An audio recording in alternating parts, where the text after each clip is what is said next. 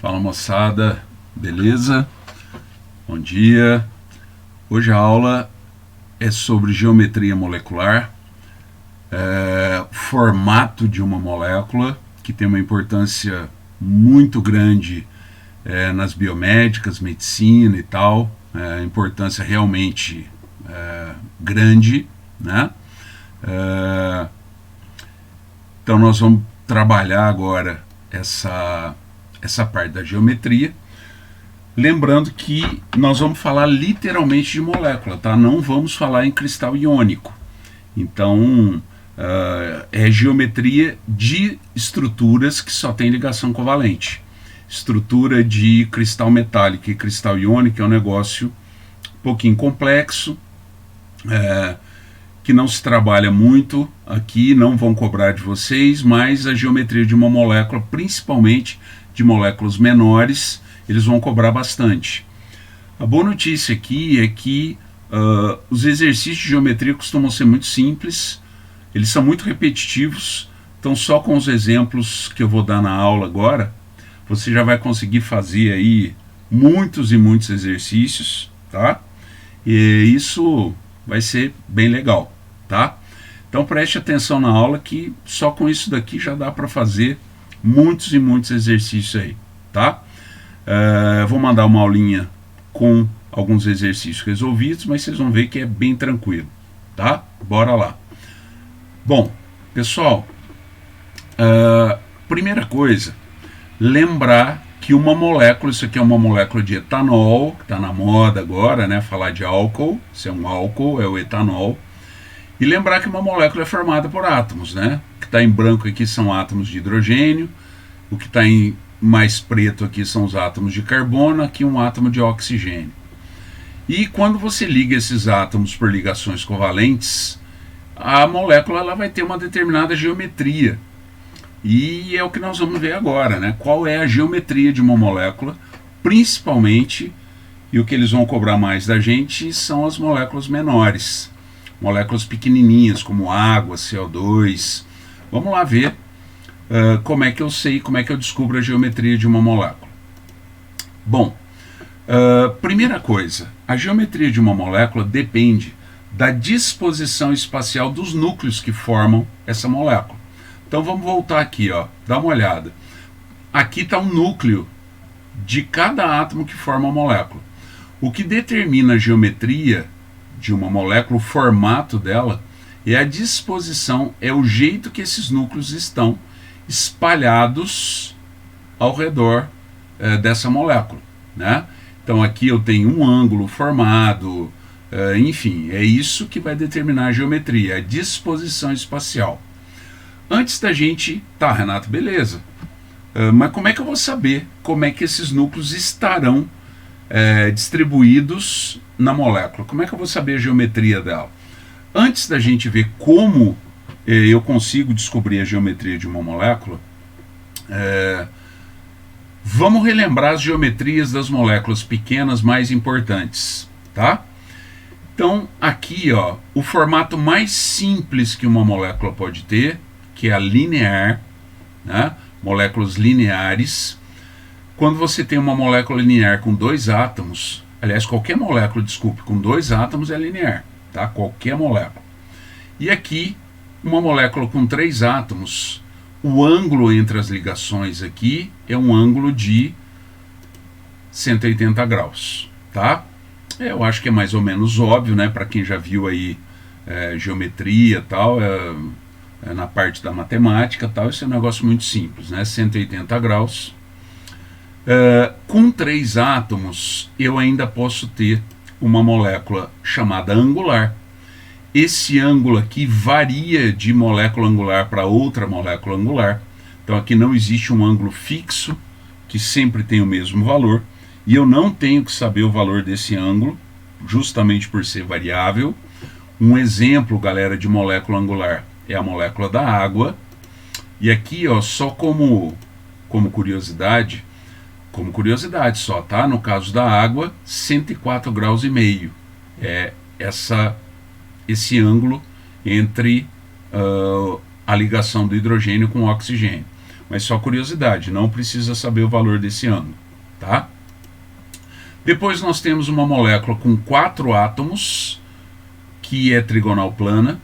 Nas moléculas trigonais planas, esse ângulo aqui é um ângulo de 120 graus, tá? Pessoal, dá uma olhada aqui, ó.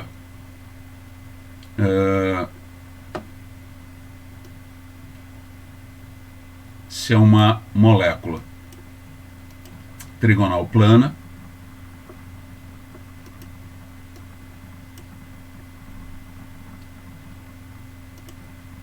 Um exemplo de molécula trigonal plana é o SO3, o BF3. Já já eu vou mostrar mais alguns exemplos para vocês. O ângulo é fixo e é de 120 graus, tá? Esse é um ângulo fixo de 120 graus. Renato, numa molécula trigonal plana, eu tenho que decorar esse ângulo? Tem que decorar. E por que ele chama trigonal plana? Porque ela tem um formato de um triângulo, e se você virá-la de lado, então pessoal, ó, essa molécula aí, se você virá-la de lado, uma molécula trigonal plana, ela tem mais ou menos, ó, esse formato aqui, ó, tá? Esse formato aqui, ó. Então, olha aqui, ó, tá? Deixa eu afastar aqui um pouquinho. E se você virá-la de lado, você percebe que ela é plana. Todos os átomos estão no mesmo plano, tá? Então, daí o nome trigonal plana. Com 4 átomos, eu ainda posso ter uma molécula chamada piramidal, que ela tem um formato um pouquinho diferente da trigonal plana. Então, olha aqui, né, uma molécula piramidal seria esse formato aqui, tá? Olha lá, ó. Ela parece uma piramidezinha.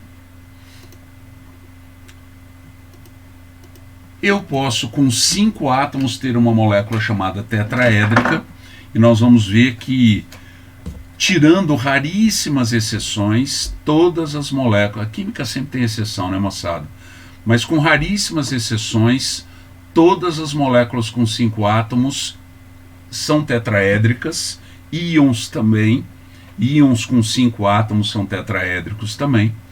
E aqui uma dificuldade e uma atenção.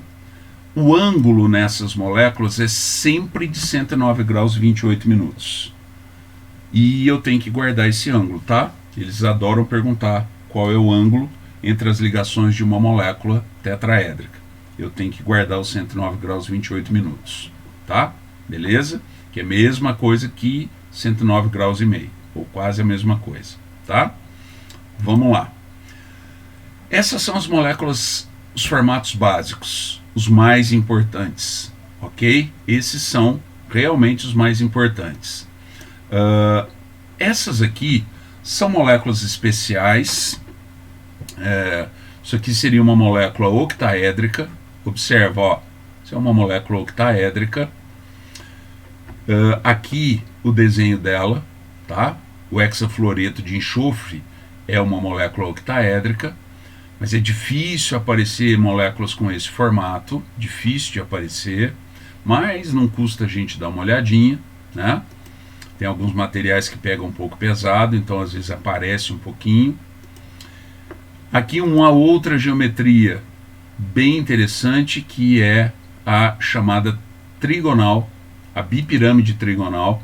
Olha o formato dela. Essa é uma bipirâmide trigonal.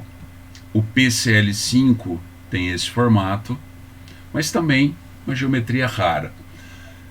Eu vou focar mais, se nós vamos focar mais nas geometrias mais tradicionais, a linear, a angular, a trigonal plana e a angular, desculpe, repetindo, vamos de novo, a linear, angular, trigonal plana, piramidal e tetraédrica. São as 5 mais importantes e as que mais serão cobradas, tá? Então aquelas 5 primeiras, ok? Mas não custa dar uma olhadinha, uma atenção nessas duas, elas podem aparecer. Bom, Renato, beleza. revisamos as geometrias que mais aparecem. Mas como é que eu vou saber a geometria? Pessoal, a teoria que define a geometria de uma molécula chama VSEPR, Valence Shell Electron Pair Repulsion, que significa repulsão das nuvens eletrônicas ao redor de um átomo central. Então ela está baseada na ideia de que nuvens eletrônicas, quer dizer, regiões que estão cheias de elétrons, ao redor de um átomo central se repelem de maneira a ficar com a maior distância angular possível, ou seja, o mais longe possível uma da outra. Mas Renato, beleza. O que é então essa tal de nuvem eletrônica? Primeiro, um detalhe, tá? Antes da gente ver o que é nuvem eletrônica, um detalhe. O que importa é o átomo central da molécula. Os átomos que estão na borda da molécula não interessam. Interessa o átomo central. É ele que define a geometria da molécula, ok? É ele que define. Mas antes da gente ver como é que isso funciona, o que é uma nuvem eletrônica ao redor de um átomo central? Então, vamos ver. Presta atenção, ó. Uma ligação covalente simples, uma ligação covalente dupla, uma ligação covalente tripla, uma dativa, ou elétron sobrando, são uma nuvem eletrônica só. Por exemplo, dá uma olhada aqui na molécula da água. Na molécula da água, o oxigênio é o átomo central. Aqui tem um par de elétrons sobrando, aqui tem outro. Aqui tem uma ligação covalente, aqui tem uma ligação covalente. Então, ao redor do átomo central da água, que é o oxigênio, tem 4 nuvens eletrônicas. Ok? Olha aqui, no SO3. Tem uma dativa aqui, uma dupla aqui. A dupla é uma nuvem, a dativa é uma nuvem e a outra dativa é uma nuvem. Então, ao redor do SO3, do átomo central, do SO3 que é o enxofre, tem 3 nuvens eletrônicas. Tá ok? 3 nuvens eletrônicas. E lembra que o que interessa é o átomo central. É o que está na beirada não interessa. Interessa só o átomo central. Tá? Renato, como é que funciona a VSEPR? Então, pessoal, dá uma olhada aqui no... deixa eu mostrar uma coisa. O CO2, dá uma olhada no CO2. Alguém chega para você e fala assim, ó, qual que é a geometria do CO2? Bom, o CO2, ele tem 2 nuvens eletrônicas ao redor do átomo central, que é o carbono. Tá? Ó, essa dupla aqui é uma nuvem só, isso aqui é uma nuvem só. Nuvem eletrônica é uma região que está cheia de elétron, e elétron tem carga negativa. Então, vamos imaginar o seguinte, esse pincel aqui é uma nuvem, esse aqui é uma nuvem, tá? Essas 2 nuvens estão presas a um átomo central que está aqui no meio, ó, tá? Está aqui no meio, ó.